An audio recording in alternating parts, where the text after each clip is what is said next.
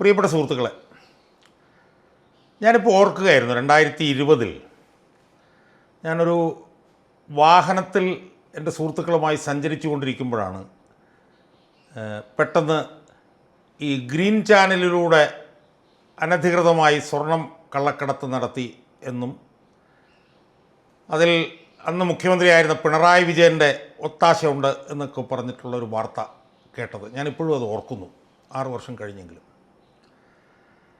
അത് പിന്നീടുള്ള ദിവസങ്ങളിലൊക്കെ വലിയ ഒരു വിസ്ഫോടനമായി അത് വന്നു. ഏതാനും ദിവസങ്ങൾ കഴിഞ്ഞപ്പോഴാണ് ആ സ്വർണ്ണക്കള്ളക്കടത്തിൽ നിർണായകമായ പങ്ക് വഹിക്കുന്നു എന്ന് പറഞ്ഞുകൊണ്ട് ഒരു വനിതയുടെ പേര് ആദ്യമായി പുറത്തേക്ക് വരുന്നത്. ആ വനിതയാണ് പിന്നീട് കേരളം സ്വപ്ന സുരേഷ് എന്ന് പറഞ്ഞ് മനസ്സിലാക്കിയത്. ആ വനിതയെക്കുറിച്ച് ആദ്യമായി കേട്ട അതായത് ഈ കഥയുടെ ആദ്യ ഭാഗത്ത് കേട്ടത് ഞെട്ടിക്കുന്ന കഥകളായിരുന്നു. അന്ന് ഞാനുമൊക്കെ ഈ സ്വപ്ന സുരേഷ് എന്ന് പറഞ്ഞിട്ടുള്ള ഈ കഥാപാത്രത്തെക്കുറിച്ചിട്ട് വളരെ വല്ലാത്തൊരു കഥാപാത്രമാണല്ലോ ഇവർ. എന്തോ ഒരു വലിയ ത്രില്ലർ കഥയിലെ ഒരു വില്ലത്തിയായിട്ട് ആണ് എനിക്ക് അവരെ തോന്നിയത്. അതിനുശേഷം പിന്നീട് ഒരുപാട് ഡെവലപ്മെൻറ്റ് അതുമായി ബന്ധപ്പെട്ട് നടന്നു. ഞാൻ പറഞ്ഞല്ലോ, കഥയുടെ ആദ്യ ഭാഗത്ത് ഞാനും പിന്നീട് എനിക്ക് പറയുന്നതിന് മടിയില്ല, വളരെ തെറ്റിദ്ധരിച്ചിട്ടാണ് ഈ വനിതയെക്കുറിച്ചിട്ട് ഞാനും കേട്ടത്. ആദ്യ ഭാഗത്ത് ഈ സ്വർണ്ണക്കൊള്ളക്കടത്തിലെ നിർണായകമായിട്ടുള്ള പങ്ക് വഹിച്ച സ്വർണം രഹസ്യമായി കൊണ്ടുവന്ന് കടത്തി എത്തേണ്ടിടത്തൊക്കെ എത്തിച്ച ഒരു സ്ത്രീ, ഒരു വല്ലാത്തൊരു സ്ത്രീയാണല്ലോ ഇത് എന്നുള്ള നിലയിലാണ് ആദ്യം ഈ വനിതയെക്കുറിച്ചിട്ട് ഞാൻ കേട്ടത്. എന്നാൽ പിന്നീട് ഈ കഥയുടെ രണ്ടാം ഭാഗത്തേക്ക് നമ്മൾ ചെല്ലുമ്പോൾ ആദ്യ ഭാഗത്ത് കണ്ട ഒരു വനിതയല്ല ഈ സ്വപ്ന സുരേഷ് എന്ന് പറയുന്ന വനിത എന്നും, അവർ ചില പ്രത്യേക സാഹചര്യങ്ങളിൽ ചില ഉന്നതരായിട്ടുള്ള ആളുകൾ അവരെ ദുരുപയോഗം ചെയ്യുകയും അവർ പിന്നീട് ഈ സ്വർണ്ണക്കള്ളക്കടത്തെന്ന് പറഞ്ഞിട്ടുള്ള ഈ ഒരു സംഭവത്തിലെ ഒരു സംഭവ പരമ്പരയിലെ ഒരു വിക്റ്റിമാണ് അവർ എന്നും എനിക്ക് പിന്നീട് ബോധ്യമായി. പിന്നീട് നമ്മൾ ഒരുപാട് കാര്യങ്ങൾ അതിനെക്കുറിച്ചിട്ട് കേട്ടു. പിന്നീട് സ്വപ്ന സുരേഷ് എന്ന് പറഞ്ഞിട്ടുള്ള വനിത അവർ പൊതുമധ്യത്തിൽ വന്നു. അവരൊരുപാട് വെളിപ്പെടുത്തലുകൾ നടത്തി. അവരൊരു പക്ഷേ എനിക്ക് തോന്നുന്നത് UDF സർക്കാർ അല്ലെങ്കിൽ UDFൻ്റെ നേതാക്കന്മാരെക്കാളുമൊക്കെ ഈ പിണറായി വിജയൻ എന്ന് പറഞ്ഞിട്ടുള്ള ഈ ക്രൂരനായിട്ടുള്ള കഥാപാത്രത്തെ അവർ നെഞ്ചു വിരിച്ച് എതിർക്കുന്നത് നമ്മൾ കണ്ടു. അവരെ സഹായിക്കാൻ ആരും ഉണ്ടായിരുന്നില്ല എന്നുള്ളത് നമ്മൾ കണ്ടു. ഒരു രാഷ്ട്രീയ നേതാവ്, UDFൻ്റെ നേതാക്കന്മാർ പോലും അവർക്ക് അനുകൂലമായിട്ടന്ന് രംഗത്ത് വന്നിരുന്നു എന്നെനിക്ക് തോന്നുന്നില്ല. പക്ഷേ വളരെ ഇച്ഛാശക്തിയോടുകൂടി എല്ലാം നഷ്ടപ്പെട്ടിട്ടും എന്ത് നഷ്ടപ്പെട്ടാലും കുഴപ്പമില്ല എന്ന് പറഞ്ഞുകൊണ്ട് അന്ന് ഈ വിജയനെയും വിജയൻ്റെ പ്രഭൃതികളെയും വിജയൻ്റെ കയ്യാളായിട്ടുള്ള ശിവശങ്കരനെയും ഒക്കെ നമ്മളെയൊക്കെ അത്ഭുതപ്പെടുത്തിക്കൊണ്ട് അവർ പോരാട്ടം നടത്തുന്നത് നമ്മൾ കണ്ടു. അവസാനം അവരെ എല്ലാ ഭാഗത്തു നിന്നും ആക്രമിച്ചു. അവർക്ക് UDF നേതാക്കന്മാരുടെ ഭാഗത്തുനിന്ന് പോലും കിട്ടേണ്ട പിന്തുണ അവർക്ക് ലഭിച്ചില്ല. അവരവസാനം കേരളത്തിൽ നിന്ന് രക്ഷപ്പെട്ട് ഓടുന്നതുപോലെയാണ് എനിക്ക് തോന്നിയത്. അങ്ങനെ എനിക്ക് തോന്നിയത്. പക്ഷേ ഞാനൊരു പൊതുപ്രവർത്തനം എന്നുള്ള നിലയിൽ ഒട്ടനവധി വീഡിയോകൾ ഞാൻ ഈ വനിതയുമായി ബന്ധപ്പെട്ട് ഞാൻ ചെയ്തിട്ടുണ്ട്. ആ വീഡിയോകളൊന്നും ചെയ്യുന്ന സമയത്തൊന്നും ഞാൻ അവരെ അറിയിക്കുകയോ അങ്ങനെയൊന്നും ഞാൻ ചെയ്തിട്ടില്ല. കാരണം അതൊക്കെ എൻ്റെ ബോധ്യങ്ങളായിരുന്നു. ഇന്നിപ്പോൾ നമ്മൾ തിരിഞ്ഞു നോക്കുമ്പോൾ അവർ പറഞ്ഞ കാര്യങ്ങളെല്ലാം അതുപോലെ തന്നെ ആദ്യാവസാനം ലോക്ക് സ്റ്റോക്ക് ആൻഡ് ബാരൽ അവർ പറഞ്ഞത് ശരിയാണ് എന്ന് തെളിഞ്ഞിരിക്കുന്നു. അതിൻ്റെ വിശദാംശങ്ങളൊക്കെ എനിക്ക് അവരോട് സംസാരിക്കേണ്ടതുണ്ട്. എന്തായാലും ഞാൻ എൻ്റെ ആമുഖം കൂടുതൽ ദീർഘിപ്പിച്ച് എൻ്റെ പ്രേക്ഷകരെ ഞാൻ ബോറടിപ്പിക്കുന്നില്ല. ഇവിടെ സർക്കാർ മാറിയിരിക്കുന്നു. 10 വർഷം ഒരു ഏക ഛത്രാധിപതിയെപ്പോലെ ഇവിടെ ഭരണം നടത്തിയ വിജയൻ ചരിത്രത്തിൻ്റെ ചവറ്റുകൊട്ടയിലേക്ക് വലിച്ചെറിയപ്പെട്ടിരിക്കുന്നു. നമുക്കെല്ലാവർക്കും സന്തോഷം തരുന്നൊരു വാർത്ത എന്ന് പറയുന്നത് സ്വപ്ന സുരേഷ് എന്ന് പറഞ്ഞിട്ടുള്ള ആ വനിത, ആ വിജയനെതിരെ ഒറ്റയ്ക്ക് നിന്ന് പോരാടിയ വനിത, അവർ കേരളത്തിലേക്ക് വന്നിരിക്കുന്നു. അവർക്കിനി ഈ പറഞ്ഞ പോലെ സുരക്ഷിതയായി കേരളത്തിൽ കഴിയുന്നതിനൊരു ബുദ്ധിമുട്ടില്ല. കാരണം ഇവിടെ സർക്കാർ മാറിയിരിക്കുന്നു. അപ്പോൾ അങ്ങനെ വന്നു. അപ്പോൾ സ്വപ്ന സുരേഷ് കേരളത്തിലേക്ക് വന്നു എന്നുള്ളത് വളരെ അവിചാരിതമായിട്ടാണ്, വളരെ ഇൻഅഡ്വർട്ടൻ്റ് ആയിട്ടാണ് ഞാൻ മനസ്സിലാക്കിയത്. ഞാൻ വിളിച്ചപ്പോഴത്തേക്കും ഞാൻ പറഞ്ഞു എനിക്ക് സംസാരിക്കണമെന്ന് പറഞ്ഞു. അപ്പോൾ ഞാൻ പറഞ്ഞു എനിക്ക് ആദ്യത്തെ ഇൻ്റർവ്യൂ എനിക്ക് കിട്ടണമെന്നൊരാഗ്രഹം ഉണ്ടെന്ന് പറഞ്ഞു. സമ്മതിച്ചു. ഞാൻ അങ്ങനെ തിരുവനന്തപുരത്ത് നിന്ന് തൃപ്പൂണിത്തുറയിൽ സ്വപ്ന സുരേഷിൻ്റെ വീട്ടിൽ എത്തിയിരിക്കുകയാണ്. നമ്മൾ പ്രതിപക്ഷ യൂട്യൂബ് ചാനലിന് വേണ്ടി സ്വപ്ന സുരേഷിനോട് വളരെ ദീർഘമായി ഒന്ന് സംസാരിക്കാൻ വേണ്ടിയിട്ട് നമ്മൾ മുതിരുകയാണ്. അപ്പോൾ എന്നോടൊപ്പം ഉള്ളത് സ്വപ്ന സുരേഷാണ്. സ്വപ്ന സുരേഷിന് ഈ അഭിമുഖത്തിലേക്ക് സ്വാഗതം. എനിക്ക് ആദ്യം ചോദിക്കാനുള്ളത്, ഈ സർക്കാർ മാറിയല്ലോ, പിണറായി വിജയൻ പോയല്ലോ, പുതിയൊരു സർക്കാർ വന്നു. എന്താണ് നിങ്ങളുടെ മനസ്സിലൂടെ ഇപ്പോൾ പോകുന്നത്? ഈ സർക്കാർ മാറി പുതിയൊരു സർക്കാർ വന്നു, കേരളത്തിലേക്ക് വന്നു, എന്തൊക്കെയാണ് നിങ്ങളുടെ മനസ്സിലൂടെ കടന്നു പോകുന്നത് ഇപ്പോൾ? വളരെയധികം സന്തോഷം. And more over I M so happy that finally the Keralites have realized that Kerala was in danger because of this one gentleman. Adukondu, they voted right, and now this new governance has come. So I'm looking forward for a lot of positive development, a lot of changes in its actual form, not exploiting the people of Kerala, not creating more scapegoats like us, and a threat-free state. That's what I. ഒരു സുരക്ഷിതത്വം ആണ് feel ചെയ്യുന്നത്. അതെ. എനിക്ക് ഇനി ചോദിക്കാനുള്ളത്, ഈ ഇപ്പോൾ വിജയൻ പോയ സാഹചര്യത്തിൽ അന്ന് നടത്തിയ സമരങ്ങളൊക്കെ ഒന്ന് റീക്യാപിറ്റുലേറ്റ് ചെയ്യുമ്പോൾ എന്താണിപ്പോൾ ഈ സ്വർണ്ണക്കള്ളക്കടത്ത് അതുമായി ബന്ധപ്പെട്ട് അന്ന് നടത്തിയ സമരം, അതിനെക്കുറിച്ചിട്ടൊക്കെ ഇപ്പോൾ മനസ്സിൽ എന്താ തോന്നുന്നത്? ആര് നടത്തിയ സമരമാണ്? സ്വപ്ന നടത്തിയ അതെ. ടു സം എക്സ്റ്റെൻറ്റ് അതിന് റിസൾട്ട് ഒന്നും ഉണ്ടായിട്ടില്ല, because we are still waiting for the trials and stuff. But അവരുടെ ഇൻഫ്ലുവൻസ് ഇതിനെ കുറേ ബാധിച്ചു. I had to literally relocate from the state. നമ്മൾ സ്വന്തം നാട്ടിൽ നിന്ന് നമ്മൾ പെട്ടിയും കെട്ടിയും മക്കളെ ലൈഫ്, എൻ്റെ ലൈഫ് ഓർത്ത് we had to literally move. Because though I still stand for it. ഞാൻ അന്ന് പറഞ്ഞ കാര്യങ്ങളിൽ തന്നെയാണ് ഞാൻ ഇപ്പോഴും ഉറച്ചു നിൽക്കുന്നത്. ഇനിയും ഒരുപാട് സത്യങ്ങൾ വെളി വരാനുണ്ട്. And I am just waiting for the trials to begin. So ആ സമരം ഇനി ഞാൻ പുതിയ ഗവർണൻസിൽ ഞാൻ തുടങ്ങുകയാണെങ്കിൽ I think I'll get more help or something, some assistance, some positivity, because അന്ന് എന്നെ പൂർണ്ണമായി കോർണർ ചെയ്തു. I had life threat, I mean they ruined my life.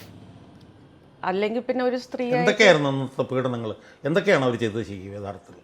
ജോലി നഷ്ടപ്പെട്ടു, കിടക്കാടമില്ലാതെയായി, ജയിലിൽ കിടന്നത് അതിന് മുമ്പായിരുന്നു. അത് കഴിഞ്ഞ് ഇത് തുറന്നു പറയാൻ തുടങ്ങിയപ്പോഴത്തേക്കും ഭീഷണി കോൾസായി, ഇല്ലാത്ത കുറേ കള്ള കേസുകൾ കെട്ടി ചുമത്തി തലയിൽ.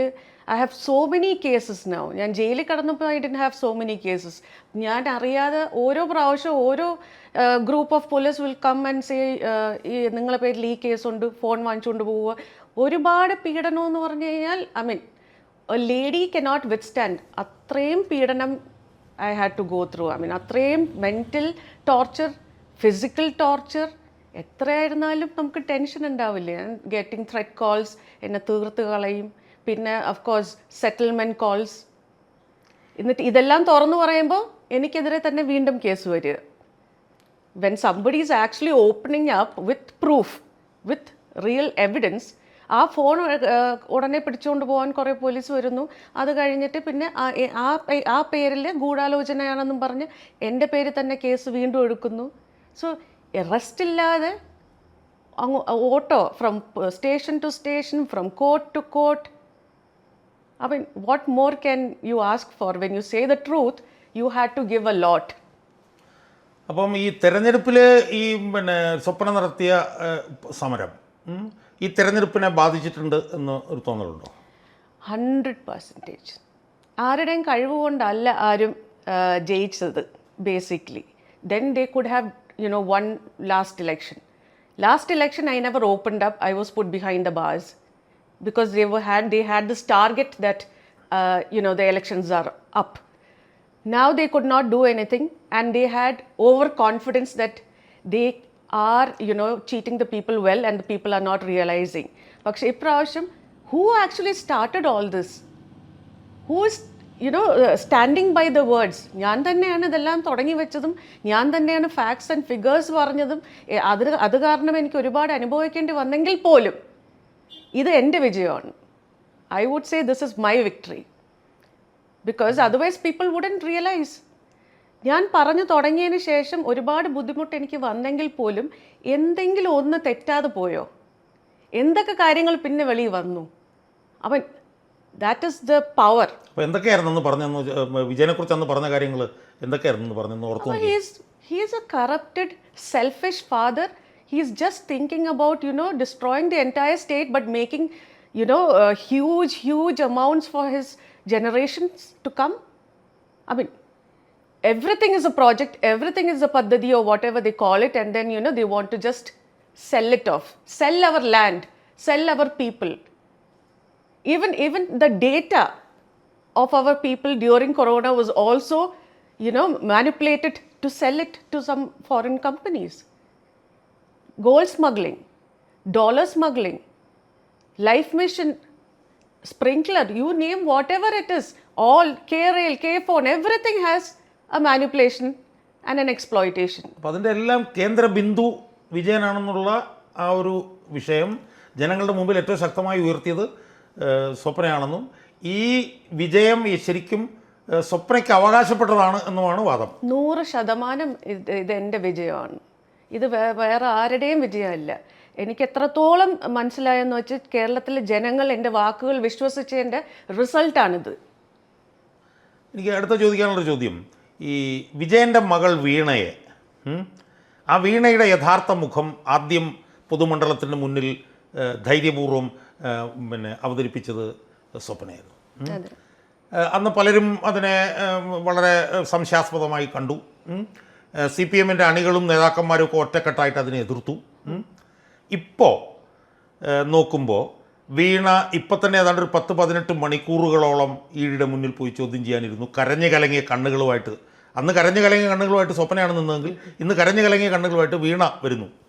അപ്പം ഇങ്ങനെ വീണ ചെന്ന് ഈടിയുടെ മുന്നിലൊക്കെ ചോദ്യം ചെയ്യലിന് ഇങ്ങനെ ഇരുന്ന് കൊടുക്കുമ്പോൾ അന്ന് വീണയെക്കുറിച്ചിട്ട് പറഞ്ഞതും അതുമായി ബന്ധപ്പെട്ടുള്ള കാര്യങ്ങൾ അതെങ്ങനെയാണ് ഒന്ന് ഒന്ന് ഒന്ന് ഒന്ന് റീകളക്ട് ചെയ്യുന്നത്?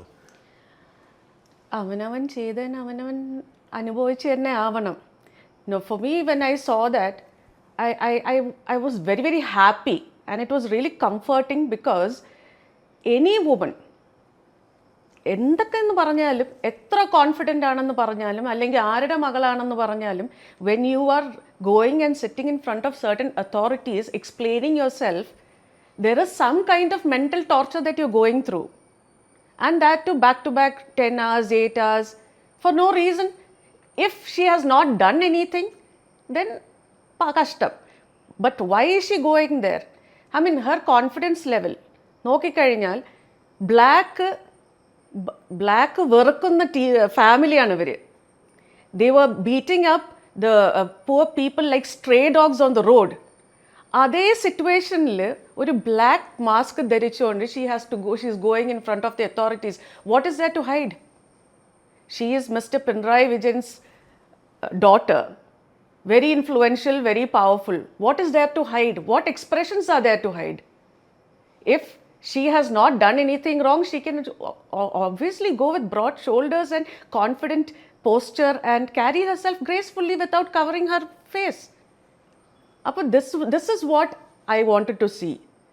I mean, when you are not expecting and you have to go through the worst, this is how it is. But this is just the beginning. അല്ല, എനിക്ക് തോന്നുന്നു സ്വപ്ന അന്ന് പറഞ്ഞത്, ഇന്നിപ്പം ഈ അന്വേഷണങ്ങളും കാര്യങ്ങളൊക്കെ ഈ കരിമണൽ കമ്പനിയായിട്ടുള്ള ഇടപാടുമായിട്ട് ബന്ധപ്പെട്ടിട്ടാണല്ലോ ഇപ്പോൾ അന്വേഷണം നടക്കുന്നത്. പക്ഷേ സ്വപ്ന അന്ന് തന്നെ പറഞ്ഞിരുന്നു, സ്വപ്നയുടെ ചതിയുടെ പത്മവ്യൂഹം എന്ന് പറഞ്ഞ പുസ്തകത്തിലും ഇവർ നടത്തുന്ന അഴിമതി ഇടപാടുകളെ കുറിച്ചിട്ട് വിശദമായി പറഞ്ഞിരുന്നു. അപ്പോൾ ഇപ്പം എന്തൊക്കെയാണ് തോന്നുന്നത്? ഈ എന്തായാലും കരിമണൽ കമ്പനിയായിട്ടുള്ള ഇടപാട് മാത്രമല്ലല്ലോ അവരുടെ ഇടപാട്, അതല്ലാതെയുള്ള ഇടപാടുകൾ അതെന്തൊക്കെയായിരിക്കും ഒന്ന് വിശദീകരിച്ചു നോക്കി. അത് എന്തൊക്കെയാണെന്ന് പറഞ്ഞു കഴിഞ്ഞാൽ എൻ്റെ 164 കൊടുത്തിരിക്കുന്നതുകൊണ്ട് I cannot be very specific because it has to come out, right? അപ്പോൾ പക്ഷേ ഈ പറഞ്ഞ എല്ലാ പദ്ധതികളിലും ഒരു അഴിമതിയുണ്ട്.